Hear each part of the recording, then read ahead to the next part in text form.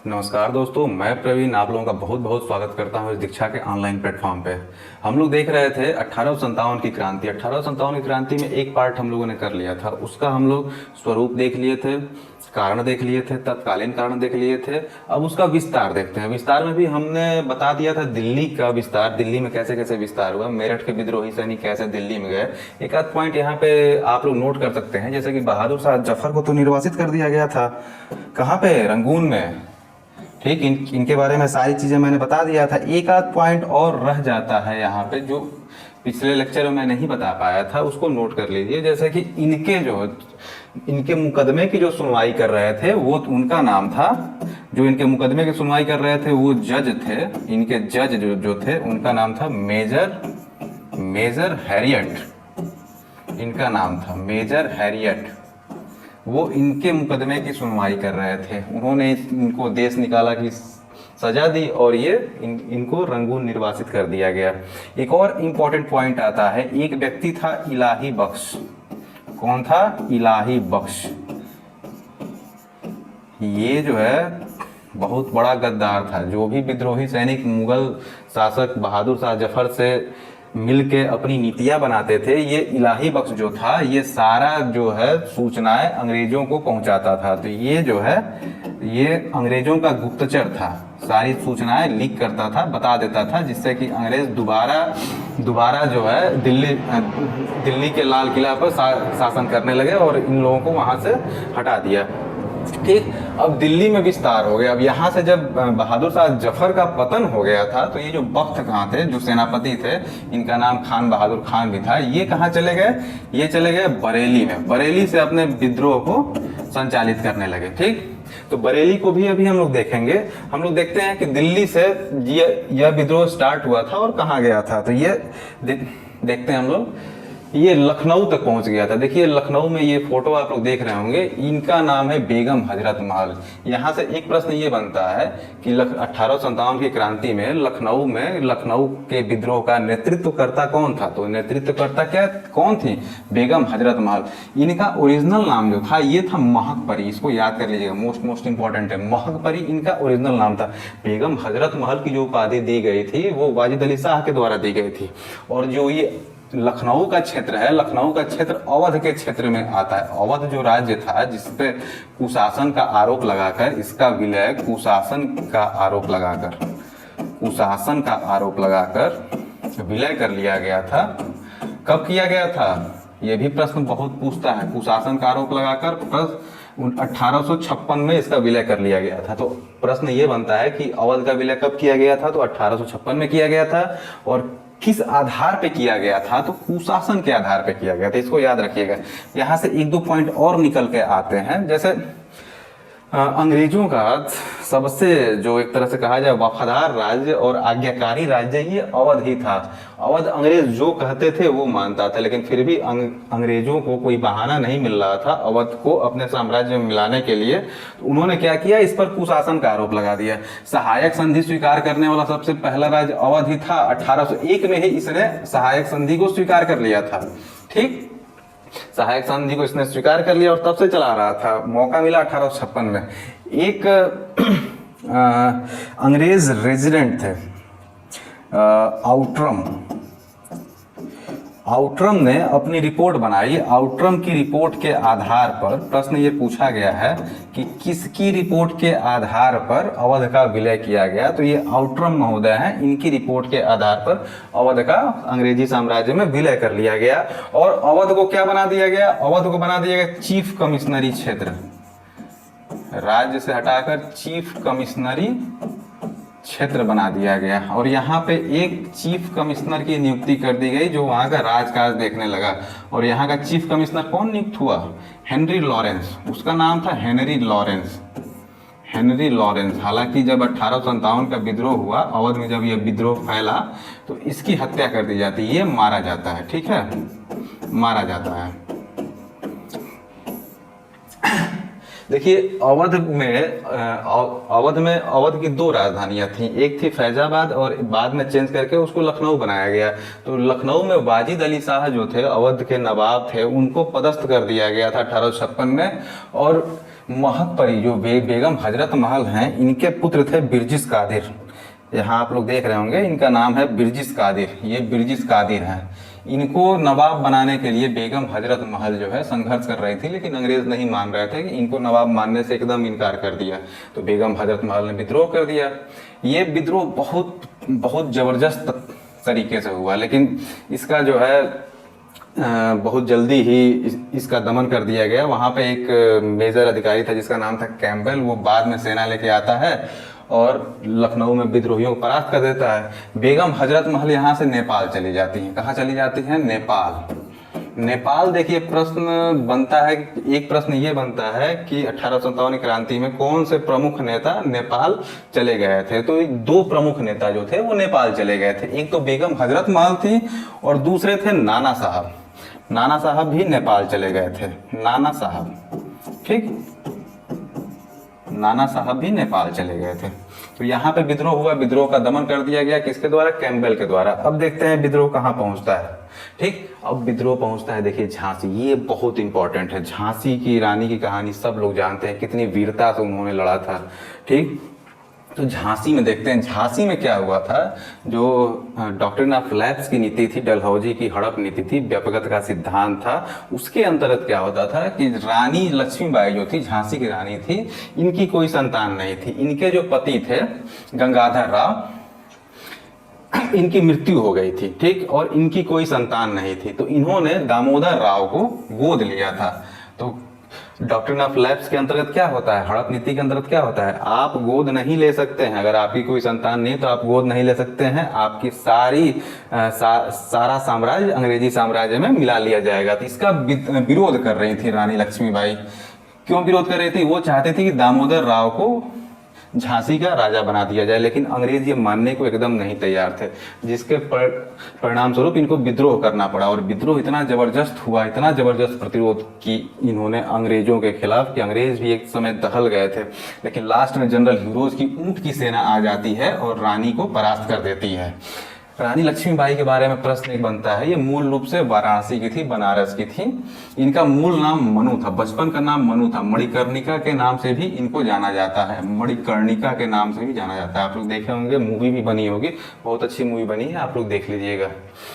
एक सलाह देना चाहता हूँ, ऐतिहासिक दृष्टि से जो भी फिल्में बनती हैं, चाहे जो भी फिल्में बनी हो, चाहे मणिकर्णिका बनी हो, तमाम फिल्में बनी है, बाजीराव पेशवा बनी हो, बाजीराव मस्तानी, देखिए ऐतिहासिक फिल्मों को मनोरंजन के दृष्टि से ही देखिएगा, परीक्षा की दृष्टि से कभी मत देखिएगा। नहीं तो जिस कलाकार पे वो फिल्म फिल्माई जाती है उसका इतना महिमा मंडन किया जाता है। जैसे एक एग्जाम्पल बता दूं, एक फिल्म आई थी अशोका द ग्रेट।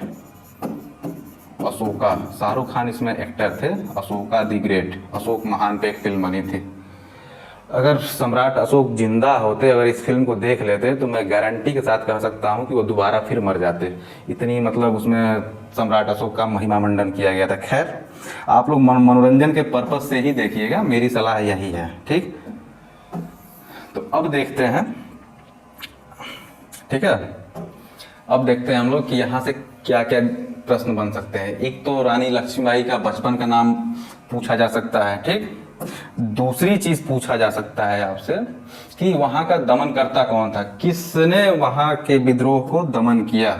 तो वहां के विद्रोह का दमन किसने किया? झांसी के विद्रोह का जनरल हीरोज ने। और जनरल हीरोज का एक कथन बहुत फेमस है झांसी की रानी के बारे में, रानी लक्ष्मीबाई के बारे में, कि इन विद्रोहियों में लड़ती हुई यह एक इकलौती मर्द है। वो इस तरह से लड़ रही थी, लगभग 8 दिन तक यह लड़ाई चली थी। 8 दिन तक यह लड़ाई चली थी और झांसी की रानी ने ये कहा था कि मेरा शव जो है अंग्रेजों के हाथ नहीं लगना चाहिए।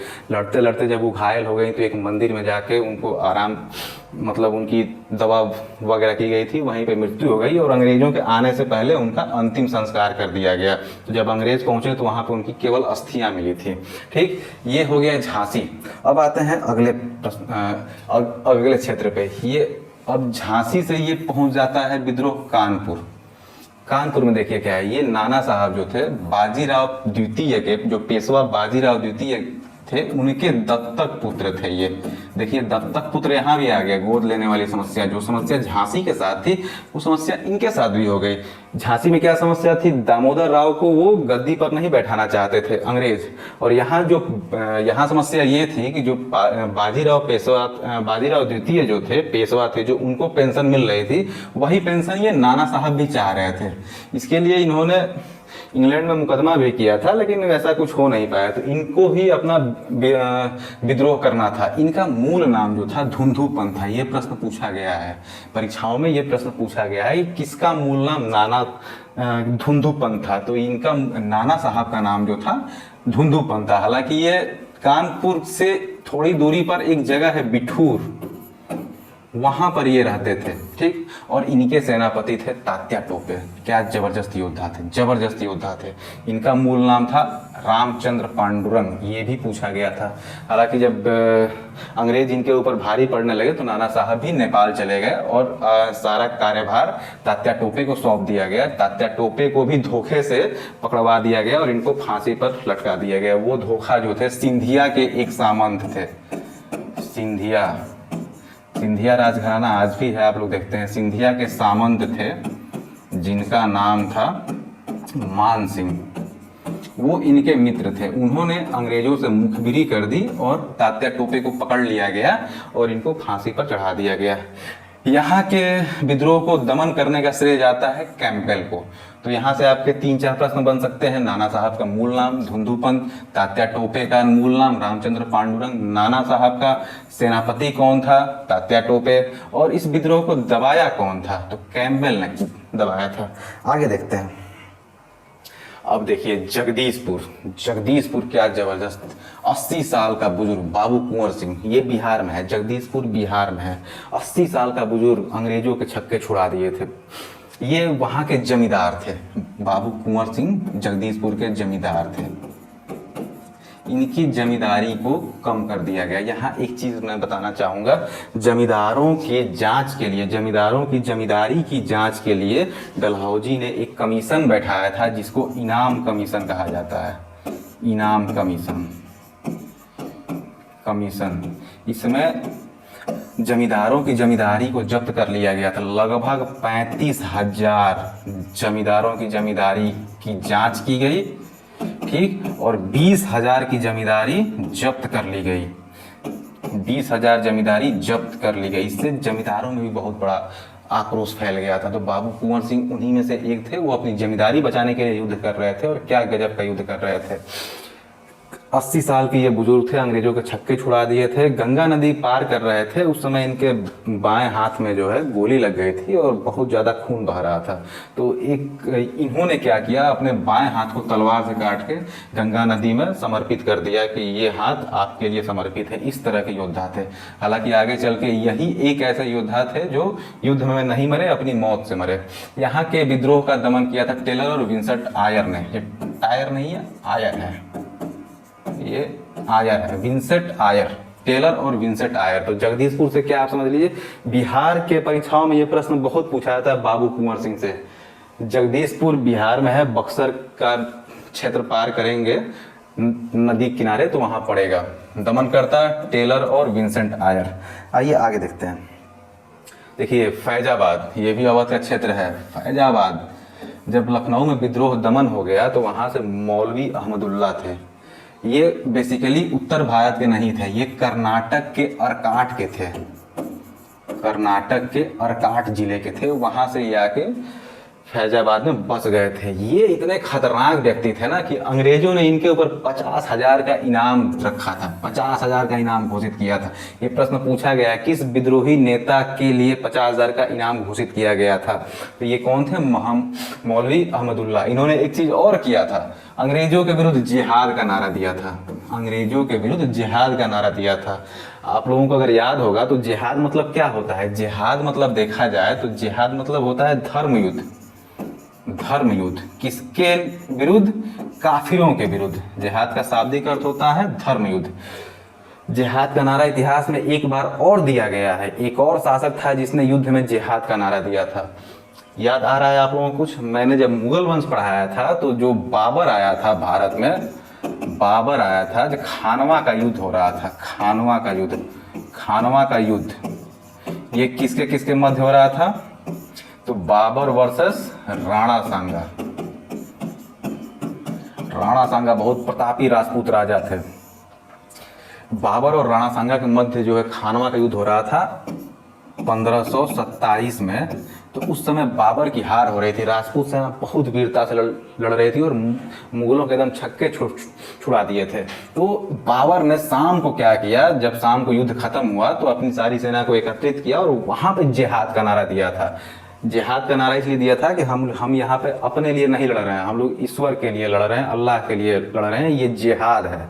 तो सेना जोश में आ गई और अगले दिन राणा सांगा को पराजित होना पड़ा। तो एक बार यहाँ जिहाद का नारा दिया गया है और एक बार यहाँ जिहाद का नारा दिया गया। यहाँ अंग्रेजों के खिलाफ दिया गया। किसने दिया था? तो मौलवी अहमदुल्ला ने दिया था। ठीक, मौलवी अहमदुल्ला से 3-4 प्रश्न बनते हैं। एक, ये कहाँ के नेतृत्व करता थे? तो फैजाबाद के हो जाएंगे। इनके ऊपर 50,000 का इनाम था और इन्होंने अंग्रेजों के विरुद्ध जिहाद का नारा दिया था और फतवा भी जारी किया था। अंग्रेजों के विरुद्ध फतवा भी जारी किया था।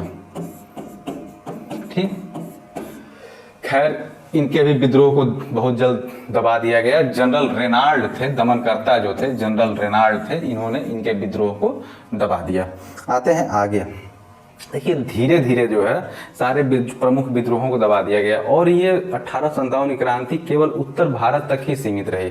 कुछ छोटे जगह में, जैसे गोरखपुर में विद्रोह की कमान संभाली थी गजाधर सिंह ने, गजाधर सिंह। उसी तरह असम में देख लीजिए,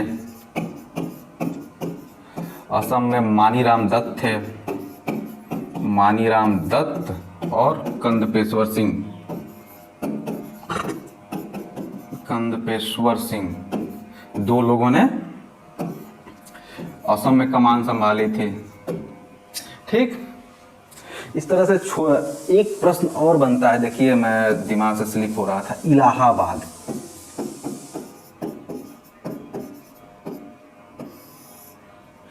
प्रश्न ये बनता है कि इलाहाबाद में 1857 के विद्रोह का नेतृत्व तो किसने किया था? तो ये प्रश्न बहुत बनता है। ये कौन किया था? लियाकत अली ने किया था। लियाकत अली, ये प्रश्न पूछा गया है, लियाकत अली। ठीक, उसी तरह जो है मेरठ में किसने किया था? मेरठ में किसने किया था? मेरठ में किया था कदम सिंह ने। ये छोटे छोटे लोकल नेता थे जिन्होंने इस विद्रोह को आगे बढ़ाया था। कदम सिंह, इनको भी जानते रहिएगा। ठीक, ये 1857 के विद्रोह का परिणाम है।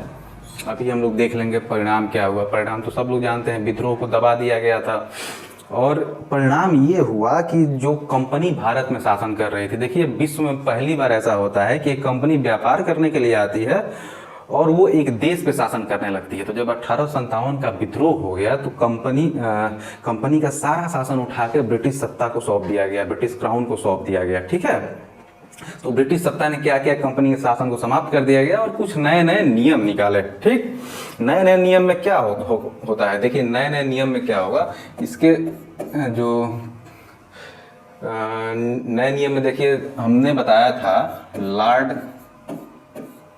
कर्जन के बारे में। ठीक, लॉर्ड कर्जन क्या हो जाएगा? अंतिम गवर्नर जनरल, अंतिम गवर्नर जनरल।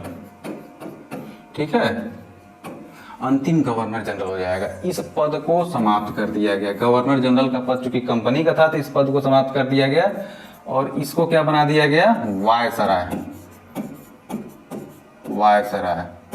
ठीक, यही लॉर्ड कर्जन जो है 1 नवंबर 1858 को रानी विक्टोरिया का घोषणा पत्र पढ़ता है। कहाँ पे? इलाहाबाद के मिंटो पार्क में, इलाहाबाद के मिंटो पार्क में। ठीक है, मिंटो पार्क में यह घोषणा पत्र पढ़ता है। उसमें क्या क्या चीजें होती हैं? गवर्नर जनरल को वायसराय बना दिया गया। तो प्रथम वायसराय कौन हो जाएगा? Lord Curzon. और इसकी कार्यकारिणी की सहायता के लिए एक भारत सचिव का पद नियुक्त किया गया। भारत सचिव का पद, भारत सचिव, ये नया पद था, इसको सृजित किया गया। लॉर्ड स्टेनली, लॉर्ड स्टैनली, याद कर लीजिएगा, ये किताबों में नहीं मिलेगा। पहले भारत सचिव जो थे लॉर्ड स्टैनली थे, ठीक है। ये तमाम परिवर्तन हुए। अब देखिए अंग्रेजों को लगा कि सेना ऐसे विद्रोह कर सकती है तो बहुत दिक्कत हो जाएगी, तो सेना में सुधार के लिए एक नया आयोग बनाया गया। नया आयोग में देखिए क्या बनाया जाता है, नए आयोग में उसका नाम रखा गया पील आयोग। पील व्यक्ति का नाम है, पील आयोग। सैन्य सुधार के लिए पील आयोग का गठन किया गया। उसमें जो हम 5 संबंधी 1 का रेशियो बताए थे, भारतीय सैनिकों का अनुपात और अंग्रेजी सैनिकों का अनुपात, इसमें क्या किया गया, वो अनुपात कम करके 2 संबंधी 1 कर दिया गया। मतलब 2 भाग भारतीय सैनिक होंगे और 1 भाग अंग्रेजी सैनिक होंगे। और इसमें भी जो भारतीय सैनिक थे, भारतीय सैनिकों में सुधार किया गया। भारतीय सैनिकों में जैसे मंगल पांडे ब्राह्मण थे, ब्राह्मण और क्षत्रिय को ज़्यादा भर्ती नहीं किया गया। अंग्रेजी सेना में भर्ती करने के लिए 3 जातियों पे ज़्यादा प्रीफर किया गया। पहला हो गया गोरखा। गोरखा बहुत लड़ाकू जनजाति होती है, बहुत बहादुर होते हैं, ठीक, गोरखा। दूसरा सिख, सिख भी बहुत अच्छे लड़ाके होते हैं, ठीक है। और तीसरे हो गए पठान।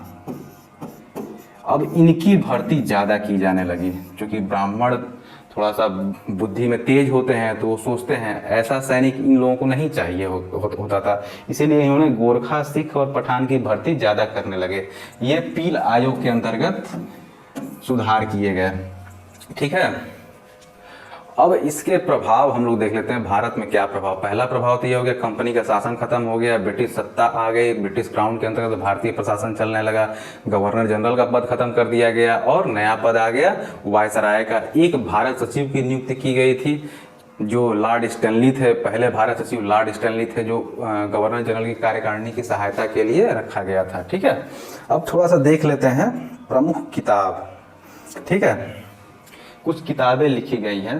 देखिए भारत सरकार ने एक 1857 क्रांति पे एक आधिकारिक किताब लिखवाई है। ये लिखे हैं doctor S N Sen, doctor S N Sen. इन्होंने अपनी किताब लिखी है 1857, इसी के नाम से ये किताब लिखी गई है। ये भारत सरकार की ऑफिशियल बुक है 1857 की क्रांति पे। किसने लिखी है? डॉक्टर एस एन सेन ने। हालांकि पहले इनके पहले आरसी मजूमदार को चुना गया था। आरसी मजूमदार को किताब लिखने के लिए सरकार ने आग्रह किया था आरसी मजूमदार को कि आप किताब लिखिए, लेकिन वहाँ की समिति से कुछ अनबन हो जाने के कारण इन्होंने अपना नाम वापस ले लिया, ठीक। तो इस तरह से 1857 की क्रांति समाप्त होती है। वीडियो को शेयर कर दीजिएगा, चैनल को सब्सक्राइब कर दीजिएगा और लाइक कर दीजिएगा। इसकी PDF आपको टेलीग्राम चैनल पे मिल जाएगी। धन्यवाद।